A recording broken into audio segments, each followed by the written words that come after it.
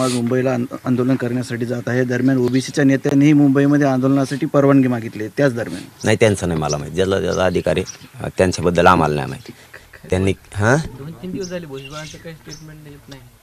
जाऊन दे बाबा त्याचं. तुम्हाला करमायला का? चलो, धन्यवाद. मुंबईची बैठक झाली समन्वय समितीची. शिवाजी पार्कचं मैदान ठरलंय आता बैठकीत. समन्वय समिती नाहीये कोणचीच. आपली गेली. हा, आमची सुद्धा नाही, कोणचीच नाही. इथं समन्वय समिती नाही, इथं टीम नाही.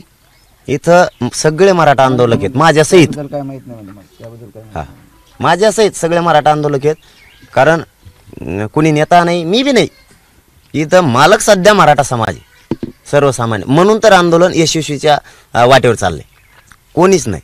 समन्वय समिती नाहीये, कोणची आमची वैयक्तिक समिती पण नाहीये, काहीच नाही. ते लफडच नाही तसलं.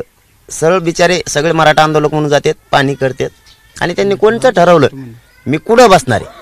माझं तर आता एक पत्रकार बंधू म्हणून नाही, माझं धोरणच वेगळं. मी कुठं बसत असतो, ढेकळा सुद्धा बसतो. मी तिथं बेताडावर बसायला बसलो. मग काय तसं काही नाही. मी जाणार, बसणार. कुठं जागा नाही दिली, समुद्राच्या गोट्यावर बसणार मी, त्यावर बसणार. हा, शिवाजी पार्कचं काय वाटतं तुम्हाला? जे आता जे सगळे मराठा आंदोलक गेलेले आहेत, मुंबईतले मराठा आंदोलक सगळे आणि महाराष्ट्रातले मराठा आंदोलक जे शक्य आहे ते गेलेले.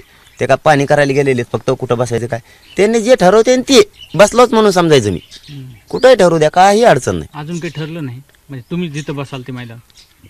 नाही, त्यांनी समजा आता तिथं व्यवस्था केली असेल तिथं जाऊन बसल. कुठं गेले तर माझा उद्देश एकच आहे, आमरण उपोषण करणे आणि ध्येय मराठ्यांना, गोरगरिबांना आरक्षण मिळवून देणे. नसता मरुस तर मागं न हटणे. आपला ध्येय उद्देश ठरलेला आहे, त्याच्यापासून आपण लांब नाही.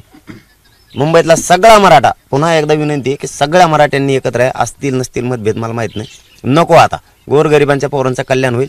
कोणाला आमच्याकडून निरोप गेला नसेल तर मोठ्या मनानं पुढं होऊन करा. आम्ही सगळ्यांना सारखा सन्मान देणार आहे, सगळ्यांना.